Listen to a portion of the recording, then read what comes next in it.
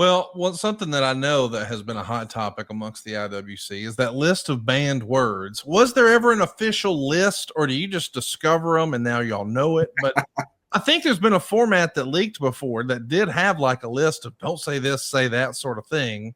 Is that on every format? What can you tell us about these banned words? So let me tell you about the difference between Michael Cole and I. I love Michael, but we are so different. We're like the odd couple. And I can remember Felix or Oscar was the messy one, but I'm the messy one. So I'd get into a hotel room. We didn't split rooms, but then, the company was picking up our rooms. When I was working for the TV side, not the talent side, I would get in and I just unload my bag and go to the bar, whatever I do, and shit would be like that the rest of the trip. I don't care if I'm there for a month or if I'm there for one night. Nothing bothers me. I don't care. I'm not moving into this place. I don't care where my stuff is.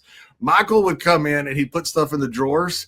He'd put stuff in the closet. He'd have stuff, paced out on the bathroom. We're completely different this way. So Michael was the head of the announcers, and he did a wonderful job. He was the perfect guy for that, by the way, because of what I'm telling you. Michael's a very well-organized, very smart guy, and just different from me. I would be like, who's your announcer now? I don't know, Vince. It's somebody. Michael was like, who's your announcer? Oh, it's so-and-so. He's from so-and-so college. Michael had it all down. So Michael at one point wrote like the announcer's Bible, trying to help people. Okay. And I believe in that because I don't think I ever read it. Don't tell Michael. I didn't read that shit. I was there when he tried it. So, and he knows I did because a little different level than the young guy coming in than the old guy that had knew what was supposed to happen and was not supposed to happen. But I think of the list of banned words, I believe was in that announcer's. I don't know that for sure, but there was an announcer's Bible, I believe, at one point that Michael had written. So, belt. Is that a word that was on? Oh, list? Absolutely. And I hate it. I absolutely hate it. I mean, these idiots out there, we got to say belt. We got to say strap. Okay, say something that just denigrates the product. I agree completely. A belt keeps up your pants. I mean, it's stupid. You want to do an insider term just to try to get over with, like I say, your 40 people that respond to you on Twitter. It's one of the dumbest things I've ever heard. I've seen so much. I saw some rugby guys that were trying to get rugby here in the States, and they were using European words because it was the fancy words. Nobody understands that shit. Call it a title. Call it something prestigious. I hate when the UFC guys, and it's just a thing for me now because of this being with Vince for so long. He's like, I won this belt. I won this belt. Man, say it's the title. Say it's the championship. I completely agree with Vince McMahon on belt as compared to championship or title. I'm actually looking at the list right now, and this may actually there's a list. Yeah, there's a list, and this awesome. Bible. Here's what we're talking about. It says passive aggressive words. The words you choose are important. They can build or bury someone. There's a difference between Cena was upset by this and asked for a rematch, and Cena was furious and demanded a rematch. This is what we would use for a good guy. Who is the bad guy? Who is the good guy? It's good, simple storytelling. You will always make this clear with your words that you choose to use. That feels like part of this Bible. I mean, it doesn't say that it's the Bible up there, but there's other little details that say things like, nobody knows dates. Everybody knows when in 2 weeks is. Everyone knows when tomorrow is, etc. Watch the monitor. Call what you see on the screen, not what you know will appear or you see happening when you're in the arena. Words to avoid. Here we go. Belt or strap. We don't have belts or straps. We have championships, titles. The belts represent something. Talk about what it represents. Hard work and dedication, or what it means. Accomplishment of goals. Bullseye for others. He also has on the list the business and our industry. Do you remember those being banned words? No, I don't. And I think I've said that before, so I don't remember that. I remember, I try to stay away from stuff like that because it was too inside baseball. And I knew things were inside baseball. You don't want to say the business, or it makes it feel like it's too small. I've always had a problem with the locker room. Now, Vince, I don't think did. I don't know that for sure because I never talked to him about that. But nobody gives a shit about the locker room. And you think about what these guys are making millions of dollars now, these big stars, and they should, and I'm happy for them. But you think they're in a community locker room back there? No, they may be.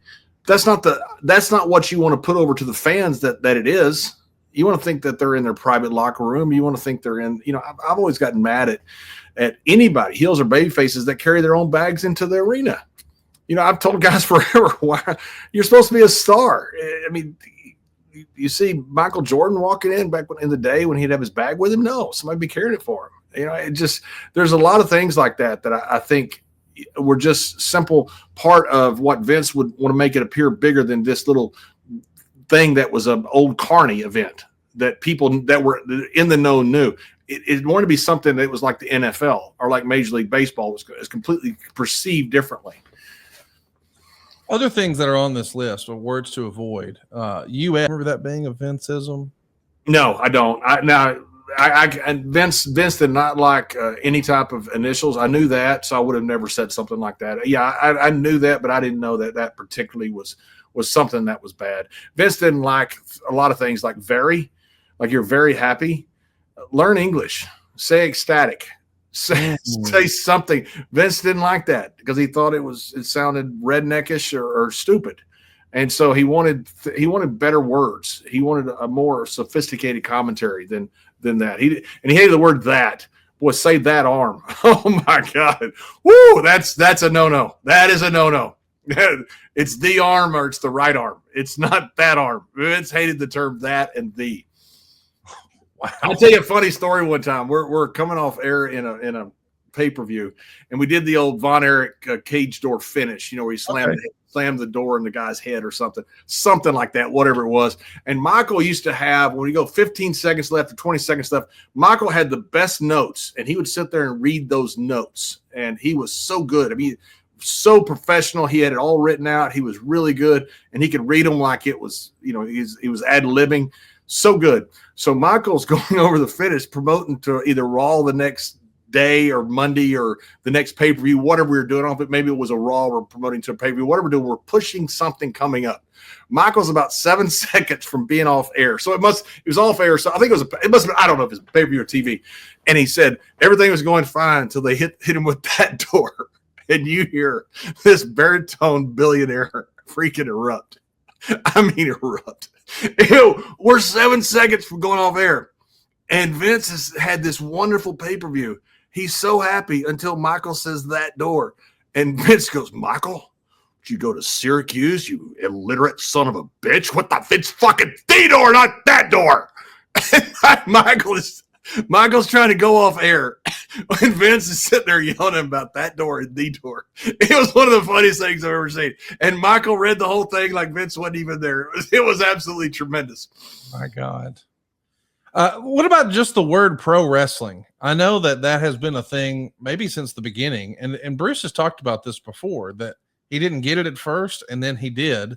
Because we don't have pro wrestlers, we have superstars. Yep. We have athletes, we have stars. We don't have pro wrestlers.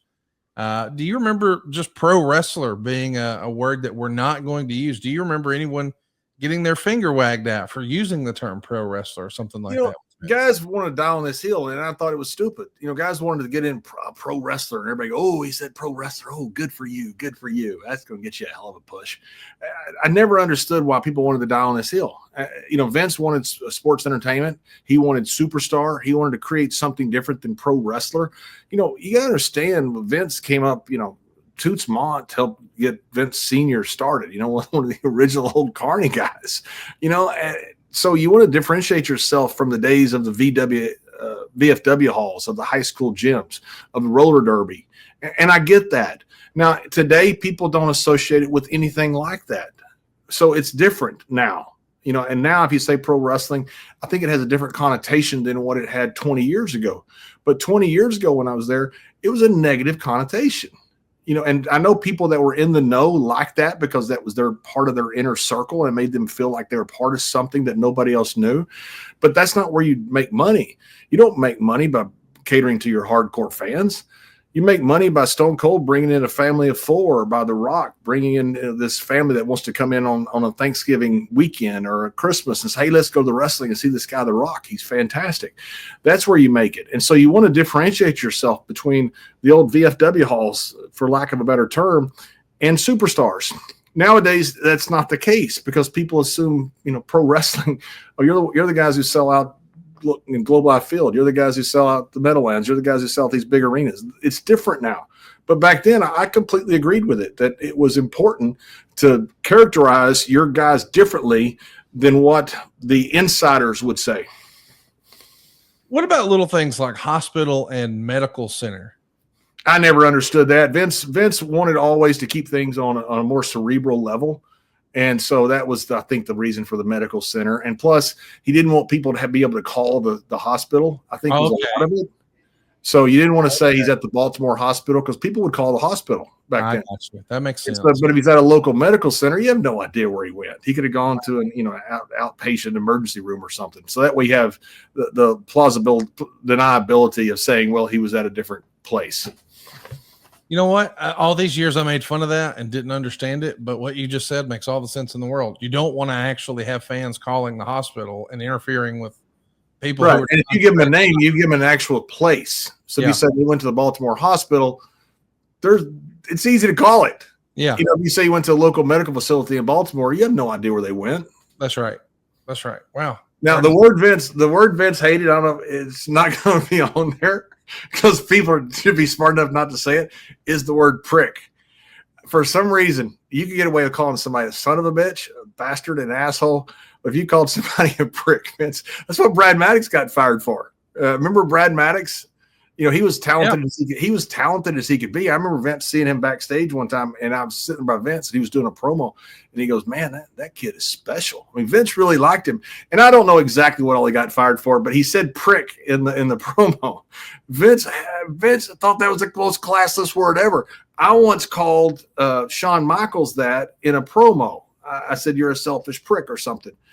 I didn't realize how bad Vince hated it. I come back and he's like, we have sponsors here. And the first time he ever ripped me on language. And I didn't realize that was the word he hated so bad until the Brad Maddox thing happened. And that's, I'm pretty sure that was the thing that pushed it over the edge, was that's what got him fired. Vince, for some reason, thought that was the most classless word there was.